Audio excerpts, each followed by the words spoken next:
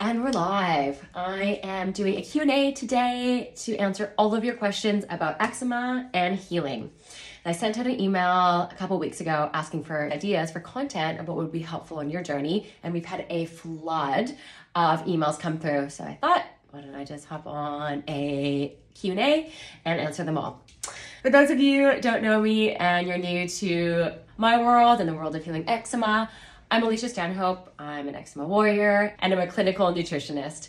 And I've been through the trenches of having eczema and going to the doctors, dermatologists, traditional Chinese medicine, naturopath. I've done the bleach baths. I've done elimination diets. At one point in my life, I was totally okay with just eating chicken, chickpeas, and cabbage if that meant that my eczema would be kept at bay. Not even healed, just kept at bay. But my eczema just kept coming back with a vengeance, getting worse every time.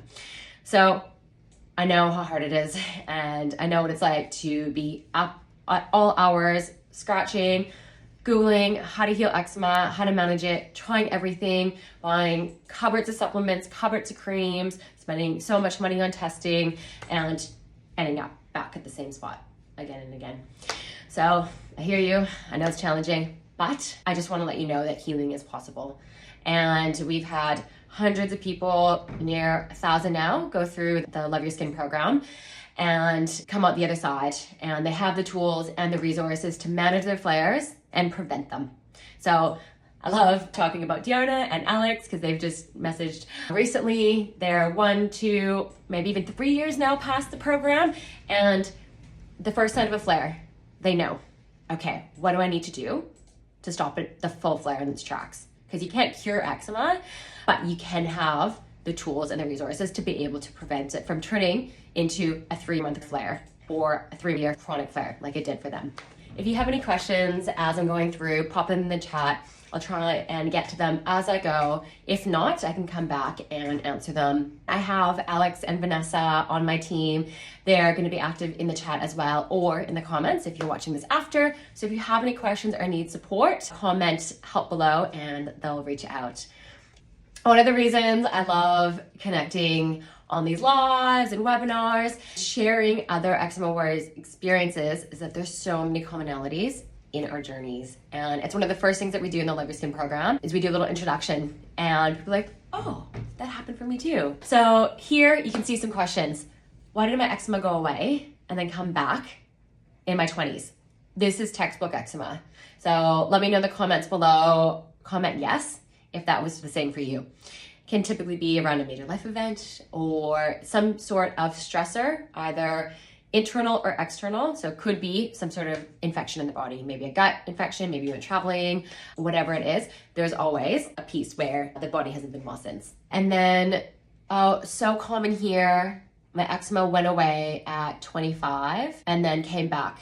So my question would be, let's zoom out. What was happening at that point in life? And this is also really important for any parents that are tuning in to help support their children that have eczema, because a common dialogue from doctors, dermatologists, or some healthcare practitioners is your child will just grow out of it.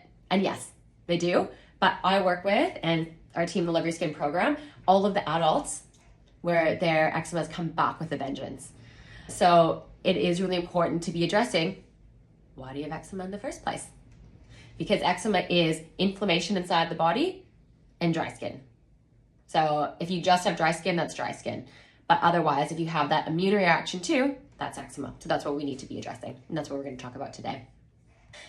And the next question here, my first question may be very stupid. No question is stupid. You've been through a lot and I hear what you're saying. I'm 28 years old and I just want to live my life as a normal young girl. And I just want to be able to go with my friends without worries. And this is such a common thing, right? With eczema, it just stops you from doing those normal, easy day-to-day things that people wouldn't even think twice about doing. Showering. Like, how painful is it when you have cuts all over your body? And that people are just like, I want to be able to wash the dishes without it being so painful. Or I just want to be able to go to the shops without feeling self-conscious. Or I just want to be able to sleep through the night without waking up scratching. It's just all of those normal day-to-day things that most people take for granted. And when people are on the other side of healing their eczema and they have the tools, they can manage their flares, they're like, I can just do normal things and I feel like myself again. which is just amazing. And it's life-changing. So just want to let you know that healing is possible. And the other point to your question is living a normal life without eliminating these small pleasures in our life. So look, you don't have to eliminate everything, but for a period of time, it is helpful to limit your alcohol and limit inflammatory foods and address what's going on inside the body, because all of these things can add up, all that inflammation, right? We talk about that bucket of inflammation and all the little drops, the alcohol, the stress, the pizza, sugar, all those different things on top of what's actually going on inside the body. Might be gut overgrowth, gut dysfunction, hormone imbalances, stress, all of that. So while we're doing the work healing, just to limit those, because if you're putting inflammation inside your body and you're trying to do the work healing, it's going to take a lot longer, versus if we just momentarily reduce it and then get your body back to a place where you have more resiliency, so then you can go out and have some wines and not get a flare up. And that's the whole aim of what we're talking about today, is building resiliency in your gut, in your immune system, in your mental emotional state. I've been reading articles that suggest eczema could be caused by bad bacteria. Is this something I should explore? And then another one, I'd like to know if eczema, it's due to problems in the gut and flare-ups from diet, stress, or both. That's my experience so far. Well, you guys are on the right path, because we've actually done a literature review on eczema and just showing the gaps in the conventional world and also alternative medicine as well.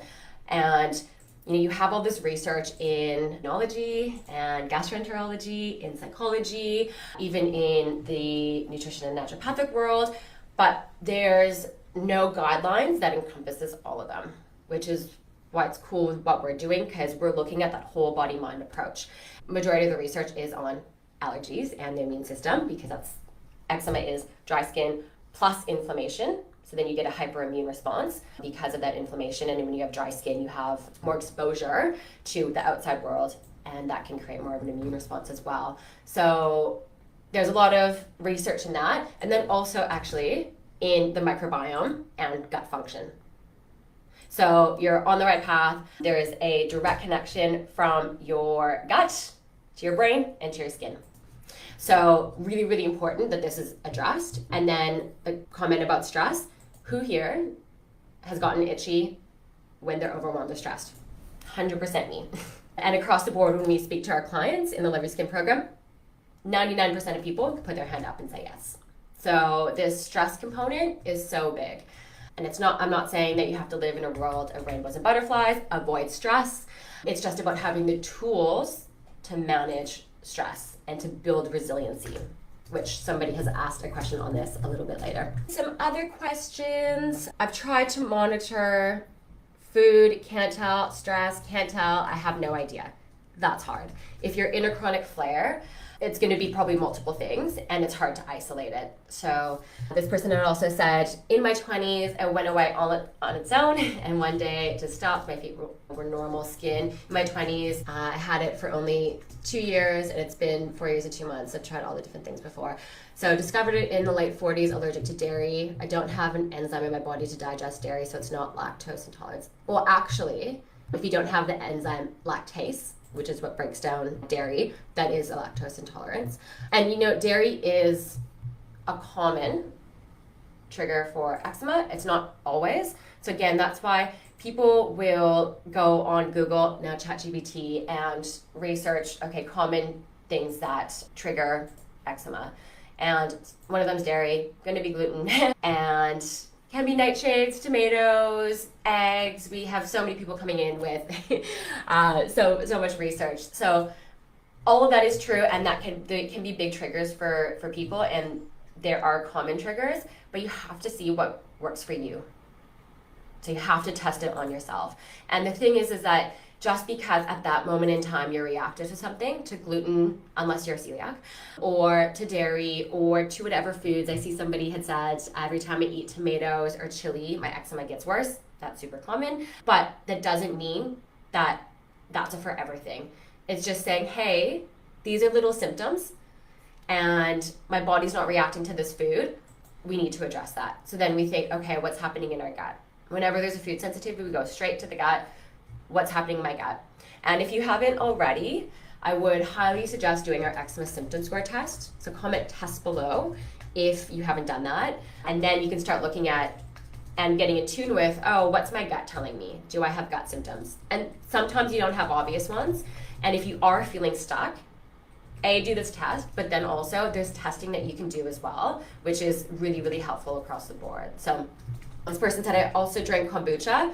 Careful, I don't actually recommend kombucha unless you're making it yourself, because when I was in North America last year, there is so much sugar in kombucha over there. The only one I could find that didn't have sugar, it was an Australian brand remedy. And even now, most of the kombucha, because it's mass produced, they kill all of the microbes in it to preserve it. So I wouldn't use that one medicinally. It tastes great as a treat, yeah. And then sauerkraut is good, but again, disclaimer, listen to your body, because if that sauerkraut is making you itchy, then it might be a histamine thing. And I get it. At the end, she just says, this is really frustrating because nothing's working. And the reason I like to hop on and have these conversations is that it can feel that way because you've tried so much. You put so much effort into researching, changing your diet, and it is a lot. It's like a part-time job. So there's always a piece that's missing. And so maybe you haven't done thorough gut work. Maybe you haven't done testing, because sometimes you can have overgrowth and you don't have specific symptoms. Maybe you don't have the right tools to manage stress. Maybe you're just bottling everything up and just trying to be really positive, which is long-term, yeah, that's not an effective approach. So there's always more that you can be doing. I hope that makes sense. All right. So next we have some other questions here. My eczema is pretty much gone. I think it was a toxic overload reaction from mold exposure and trying to do a parasite cleanse on my own. Thank you so much for bringing this up, because all the questions have led into these. So first thing that you need to do, address your gut. Second thing you need to do is manage that stress response and have tools to manage stress. So that's that brain-skin connection.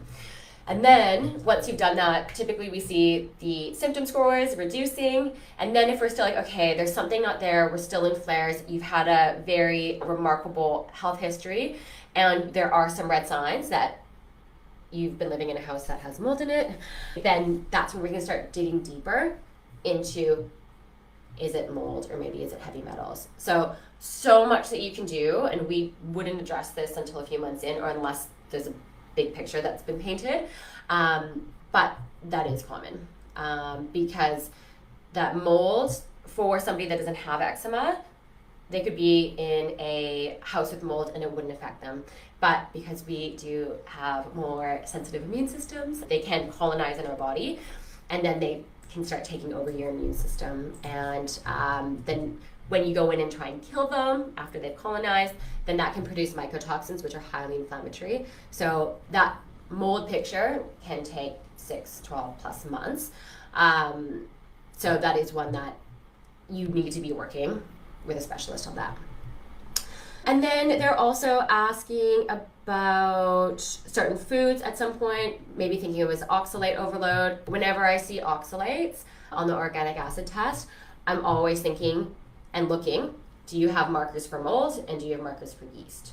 So potentially reducing those short term is helpful, but this is the problem with just removing foods. It's connected to something else that's deeper. So if you're just removing those oxalate foods and you're not addressing the mold or the yeast, you're still going to have the mold and the yeast.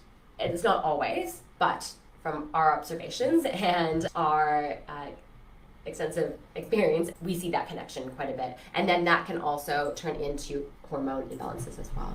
And then the question here, I'm glad you asked, how can I test for food sensitivities related to eczema? A lot of practitioners who don't specialize in eczema, they'll suggest an IgG food sensitivity test. It can be $500 to $1,000. They're expensive. We don't suggest them, because if that's coming up, we know that there's a level of gut dysfunction. So for us, okay, if you're going to spend money on a test, I'd rather you do a microbiome map where we look at the PCR DNA fragments and some other markers to see where there's gut dysfunction and overgrowth. And then that resolves the food sensitivities. And also with that IgG food sensitivity test, it only tests for IgG food sensitivity. It doesn't test for other food sensitivities like histamine or oxalates or salicylates. So again, if you do have a complex picture like this, it's really important to be working with somebody who has experience specifically in eczema. And then also, I don't want to breeze past the part 2. Such a great question. I tried doing a parasite cleanse on my own. So common, and hopefully I've painted a picture of why you need to be working with somebody, because it's not as easy as just taking some anti-parasitic herbs, because there's so much more to address. And we see this all the time with people doing liver detoxes and putting themselves on crazy diets. When you aren't working with somebody who actually knows the effects on the body, it can put you into a flare-up. And we see this time and time and time again. So yeah, it's good that you've done your own research, and I feel like you've learned some lessons here. But for anybody else who hasn't gone down that path, just make sure that you work with a professional. Another question: parasites that lie dormant in my body and then becoming active during peak stress and then causing flare-ups. So again, my question would be, have you done testing with parasites? Because I've seen lots of reels and videos that parasites are the cause of all evil. And yeah, they can do some damage and they can create inflammation, but before you go down that path, do a test and just see if you do have parasites, because it could be something else. There's multiple causes for eczema, and it's always multiple different root causes. So if you've done testing and if you've been down the path where you've addressed the parasites, there are some that can lie dormant. And then this is like Epstein-Barr virus as well. So you can have an active infection, then the virus lies dormant in your body, and then during high periods of stress, then it activates them. So what happens is high stress. So this is for everybody. When you have high stress, that acute stressor, well, if you don't come down again and it stays chronic, then what happens is you have immune suppression and you also have inflammation. So if you have any dormant parasites, or Epstein-Barr is a big one, it reactivates during stress a lot, then that's when you can start noticing the symptoms. Same with mold too. So again, it always comes back to supporting that immune system. And then how can I support that immune system? Well, 70 to 80% of it is in your gut. So your gut's a great place to start. And then brain-skin connection as well, because of that strong connection. Okay, so we're doing good with time and questions here. Another good one, somebody who's been following. How exactly am I supposed to address the source of inflammation inside? I've seen a lot of your videos explaining that in order to heal eczema, first inflammation inside must be stopped and healed. Only then can the skin be treated. Very good. So, like I was saying before, eczema is inflammation inside the body. So we want to look at what's causing that inflammation. If you haven't done the eczema symptom score test, highly recommend doing that, because that's going to show you which symptoms and body systems are the highest. So I'll give you a hint. We always start with the gut and nervous system across the board. And then part of addressing those two, these are some simple things that you can do today. We call them the eczema healing pillars, and that gets the body in a state to heal. So that's looking at your mindset, your sleep, nutrition, digestion, movement, fun and connection. Some simple things there, but all of them need to be addressed. It's like the foundation of a house. That has to be solid before you can start doing the work. Because if not, and if you just do that parasite cleanse, or if you just address that mold or the heavy metals or the gut overgrowths, you're gonna end up back at square one, because the root cause of all those and that overactive immune system, if you're highly stressed, you're not sleeping, you're eating inflammatory food, you're not eating nutrients to support your immune system, your gut, your nervous system, and you don't have human connection, that's a big one, you're not moving your body, you'll keep ending up back in square one. And again, we've had so many people go through the Love Your Skin program, and if you've watched the interviews, they all say the same thing, and we just ask them questions. And the pillars, those pillars, that's always what was the most impactful for them. And the people that have finished the program and they're 1, 2, 3 years past the program, they're still using those pillars. So going back to one of the first questions, I just want to live a normal life and I just don't want to be limited. You don't have to. So the silver lining of eczema is, and I'll use Diana and Alex, they both said, oh, if I do get a flare, I'll notice a little tickle, or like wherever their flares come, a little tickle here, and it might get red. It's gone in a day. And what they do is they go back to those pillars and think, okay, which one's out of alignment? Because they've done all that deep work healing, getting to the root cause, and they use those pillars. So super simple things that you can do today. If you don't already have the eczema relief guide, you can also comment guide below and we can connect you to that. And there's some simple things that you can start doing. But yeah, getting to the root cause, like I've been saying, understanding what's causing that inflammation is so important. So first thing, we use that eczema symptom score, a more extensive one, in the Love Your Skin program to see where we need to focus treatment. And then also, how are we progressing? Do we need to reroot? Okay, we've done the gut, so now do we go to hormones? Because we need to know what your body's telling you. And then also looking at your blood tests, 100% we need to be looking at that. And then if indicated, doing some more extensive tests like the GI maps or mycotoxin tests or heavy metals, depending on what's coming up. So you've started eating healthy, which is good, and eating more fruits and also veggies too. With nutrition, it is actually that simple. So it is, I'll give you a little hint, it's about balancing your plate. So having a palm-sized piece of protein, and then half the plate full of fibrous vegetables, because that fiber is going to feed your microbiome, going back to the gut. And then having your fat, and then your protein. So super simple. When people come to the program, we start with that foundation and then build on that. And then we'll start adding in food as medicine, and if you do have to do some sort of a therapeutic diet. And good question, what food and vitamins for gut health will cure my eczema? So always very transparent, you can't cure eczema. The idea behind healing eczema is having the tools and the resources to prevent and to manage your flare-ups. So like I was saying with Deanna and Alex. So now they're at a point, they finish the program, they know, oh, I'm getting a flare-up right now. And then they have the tools, so it's gone in a day. Whereas before, they were stuck in a 3-month flare-up. So for them, that's obviously freedom, right? And then you're like, oh, hang on, it's because I think Deanna said that she had been to my kid's birthday party. She never drinks cola. It was also the anniversary of her parents passing, which triggered her eczema in the first place. So she was like, oh, well, it makes sense that all these things were happening.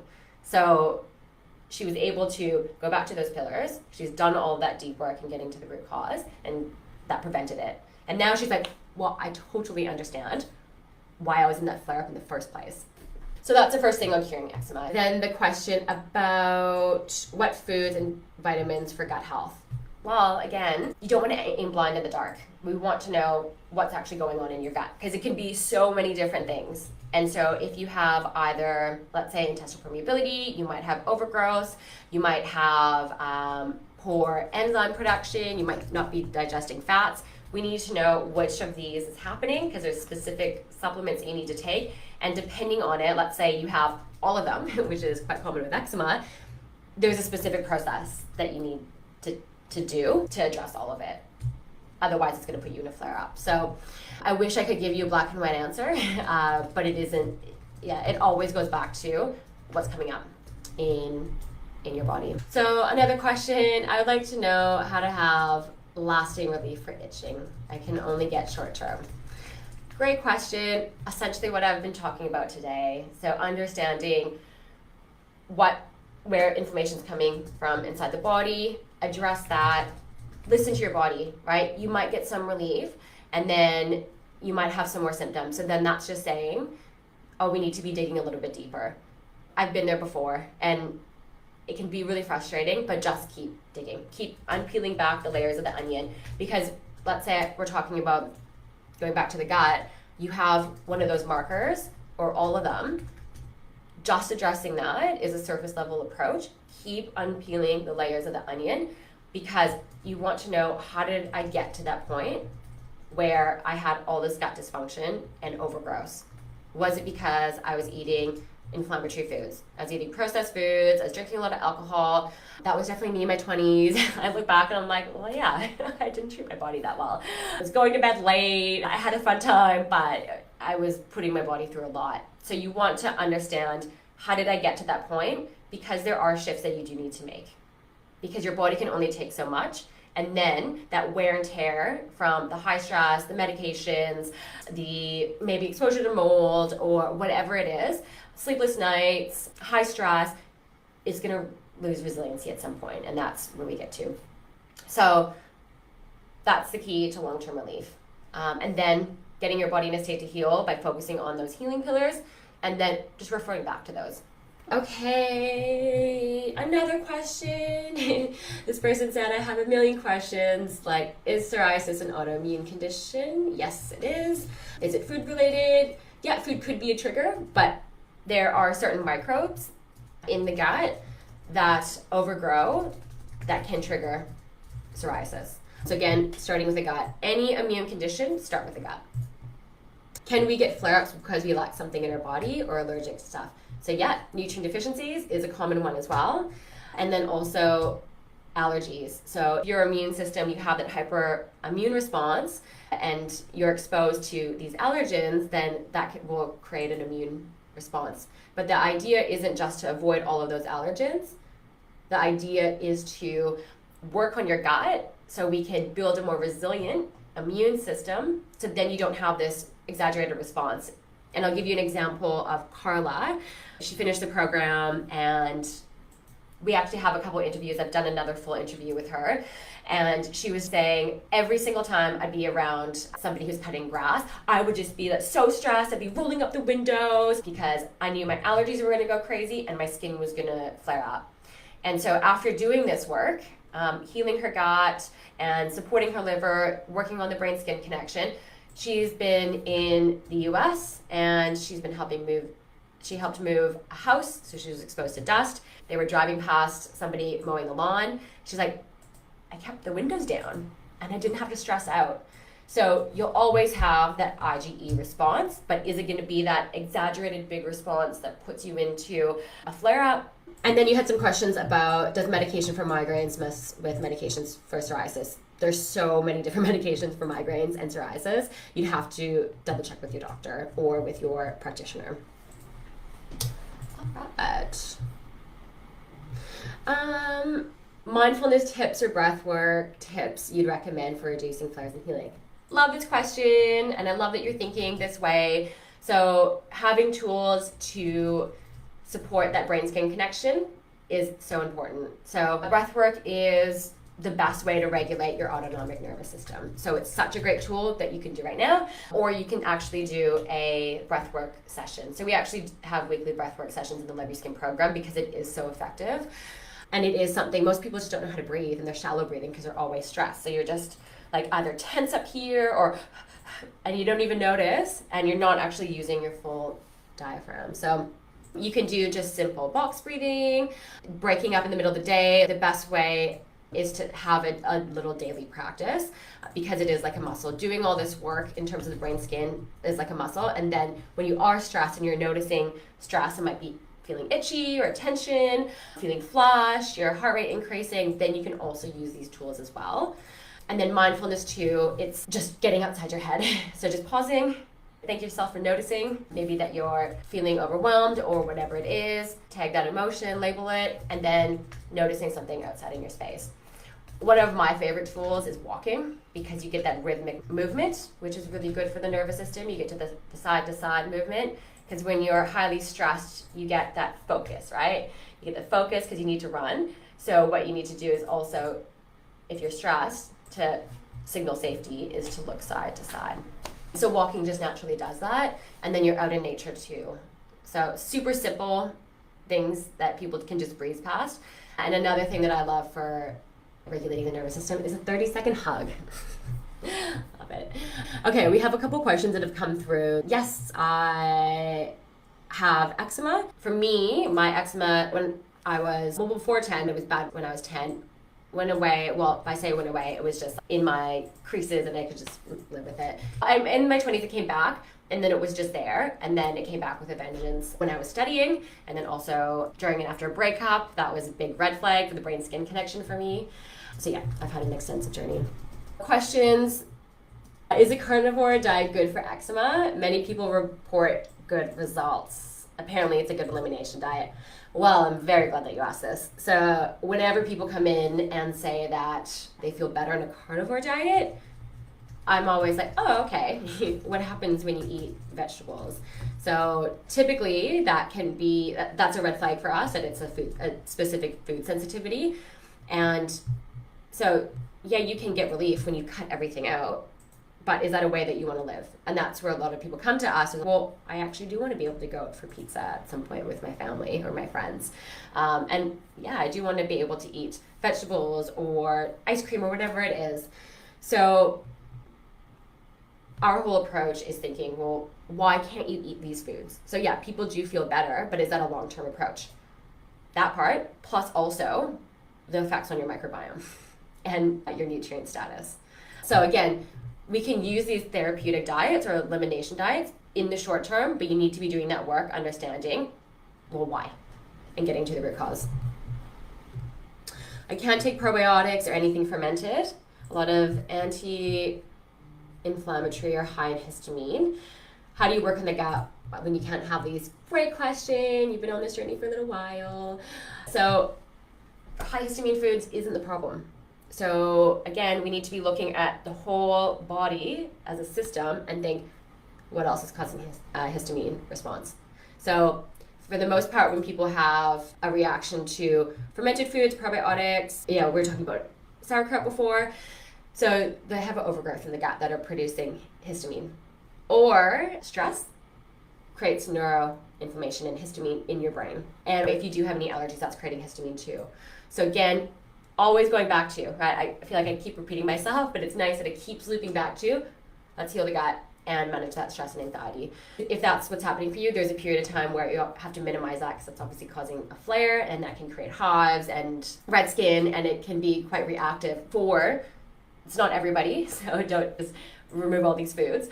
So there's a lot that you can do to heal your gut. And again, going back to that microbiome map, if we can have a comprehensive test on the specific markers we need to work on, then that gives us a targeted approach. How do I find out my nutrient deficiencies? Work with a practitioner who can analyze your diet, look at your blood work. You'll have some big red flags in your blood work, and then there's some other testing too that you can do. But it's not just one thing, right? Like, it's not just one symptom. Everything's connected, and there's nothing that's black and white. So it is about looking at symptoms, at different tests, looking at diet. There's a couple questions about TSW. So is it possible for me or anybody to completely heal their eczema whilst working with a holistic practitioner and wean off steroids? Protopic. Oh, Protopic. People don't realize it, but there's big withdrawals from Protopic as well. Most doctors will just say, okay, don't take the steroids, take the Protopic. Oh, it's devastating. It can actually be, well, no worse because TSW is awful, but equally as bad. So can they wean off without going into TSW? Despite experiencing TSW every time I tried to go cold turkey. Yeah, so we do have lots of people that come into the program that have been on steroids for years, and there is a certain approach. Again, if you're working with a practitioner, make sure they specialize in eczema. Not just say that they work with every condition, but specifically live and breathe eczema every day, because you don't want to go off steroids cold turkey, because it's a synthetic form of cortisol. So if you've been putting in a synthetic form of cortisol for months, years, and you just take that away, then obviously your body's going to rebound and you get TSW. So it's about tapering and then supporting your body. So there's no magic way to prevent TSW, unfortunately. Well, only just using steroids responsibly. But yeah, I feel for you because it's hard. So yeah, working with somebody that specializes in eczema, you can do all the work healing just in terms of getting to the root cause, everything that I've said today. And you can reduce the severity of TSW. Having support is definitely number one. Then somebody else had asked a few questions. I don't know if we'll get to them all. But is TSW or withdrawing off Dupixent, what's worse? Oh, good question. TSW, hands down. Dupixent is a new drug. People haven't been on it for years and years yet. So with topical steroid withdrawal, it's just one of the most devastating things that can happen to a human. It breaks our heart every time we see a client go through it. So moral of the story, use steroids responsibly. And typically what happens is people will go through TSW. If it is a severe case, then they'll go on Dupixent.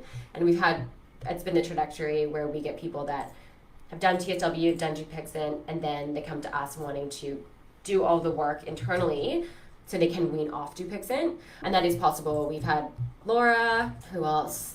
And she's just fresh in my head. There's been yeah, heaps of other people that have done that. So again, if you're going to wean off either of them, you still want to address the inflammation that started the eczema in the first place, because that's still happening in your body. So people will go through TSW, which can be 6, 8, 12 plus months, and then you have to deal with the eczema after. Oh, it's a lot. Anyways, it's a topic that's true to my heart, because we just see so many people just get told to use steroids and Dupixent. But if you think of the mechanism of action of them, it's blocking the inflammatory response in your body. So why not dig deeper and think, well, why do I have all this inflammation? Okay, I'll do a couple more questions. Can avoiding dairy completely cure my eczema? As we were talking about before, I kind of addressed it. It's multifactorial. If you just avoid eczema and it reduces your flares, great. But for the most part, there's more that's going on. And typically it can come back. But if you've caught it at the beginning stages, my biggest piece of advice is, if you have eczema, listen to your body.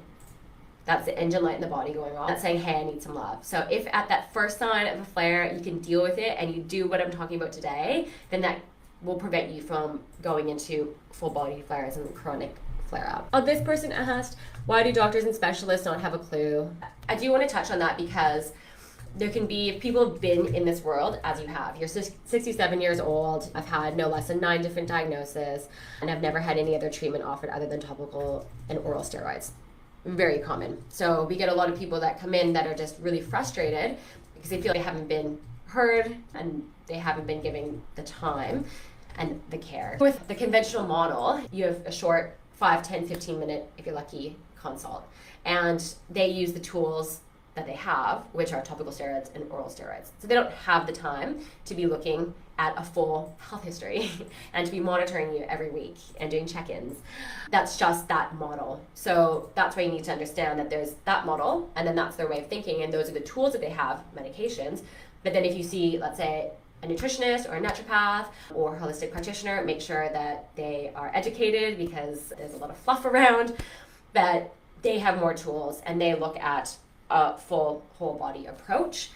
So it's just a gap in conventional and alternative medicine. I wish it was more aligned. That is my hope for the future. Oh, colon cleanse. Quickly talk on that one too. So again, if we go back to what I was talking about before, if you have all of the gut dysfunction that I spoke about before, and you just go through and flush out your colon, has it addressed all of your gut dysfunction? No. I see people doing the colon cleanses, and sometimes people get relief, but it's deeper than that. And also, you don't want to disrupt your microbiome. So yeah, you might have an overgrowth and you might not have enough beneficial bacteria, but there's so much more that you can do rather than just flushing it all out. My skin is oozing clear yellow liquid. So I would just make sure that that's not an infection. If it's yellow, that's usually indicating that it's an infection. So using some sort of topical antibiotic, there's natural antimicrobials that you can use. And then if that doesn't clear it, go to doctor. Yeah, I'd look into that.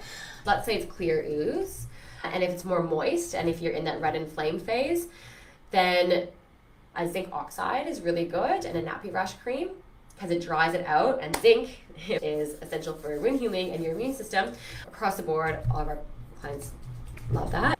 Somebody asked about dry hypopigmentation. So you have your red inflamed phase, and then you have a dry flaky phase. We're always happy when we get into that dry flaky phase when you have the hypopigmentation. That will just go away over time. It can be hyper if you have darker skin, or hypo if you have lighter skin. And we can't find the root cause. Help! Well, come to the right place. First, do the eczema symptom score test, and also have how to map your eczema symptoms to a root cause. So if you want access to that, comment webinar below, and we can give you access to that. All right, and then a couple other questions in the chats. Oh, info on the program, please. So the Love Your Skin program, it is an amazing program, obviously. I'm very passionate about it.